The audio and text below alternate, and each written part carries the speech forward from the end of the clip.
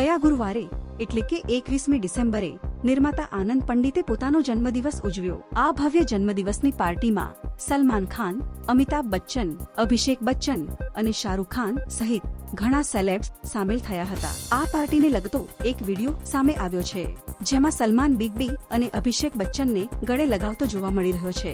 આ જોઈને દરેકને આશ્ચર્ય થાય છે। વિડિયોમાં જોવા મળે છે કે બિગ બી અને અભિષેક બચ્ચન આનંદ પંડિત સાથે સ્ટેજ પર ઊભા હતા। બીજી તરફ સોનુ નિગમ પરફોર્મ કરી રહ્યો હતો। ત્યારબાદ સલમાન ખાન અને સાજિદ નડિયાદવાલા તેને મળવા સ્ટેજ પર ગયા હતા। ત્યાં સલમાને પહેલા આનંદ પંડિતને ગળે લગાવ્યા અને પછી બિગ બીને ગળે લગાવ્યા, જે બાદ તેણે અભિષેકને પણ ગળે લગાવ્યો। બંનેએ થોડીવાર વાતો પણ કરી। આ પહેલીવાર નથી જ્યારે સલમાને અભિષેકને ગળે લગાવ્યો હોય। લગભગ 10 વર્ષ પહેલા યોજાયેલા એવોર્ડ્સમાં પણ આવું જ દ્રશ્ય જોવા મળ્યું હતું। આ સેરેમનીમાં અભિષેકની સાથે સલમાને પણ શાહરૂખને ગળે લગાવ્યો હતો। આ ક્ષણ ત્યારે પણ ખાસ હતી કારણ કે તે દિવસોમાં સલમાન અને શાહરૂખ વચ્ચે અણબનાવ હતો। હમ દિલ દે ચુકે સનમ ફિલ્મના સેટ પર સલમાન ખાન અને ઐશ્વર્યા વચ્ચે નિકટતા વધી હતી। ફિલ્મમાં તેમની ઓનસ્ક્રીન કેમેસ્ટ્રીની ખૂબ પ્રશંસા કરવામાં આવી હતી। જો કે આ સંબંધ લાંબો સમય ટકી શક્યો નહીં અને બંનેએ 2001માં અલગ થવાનો નિર્ણય લીધો। સમાચાર હતા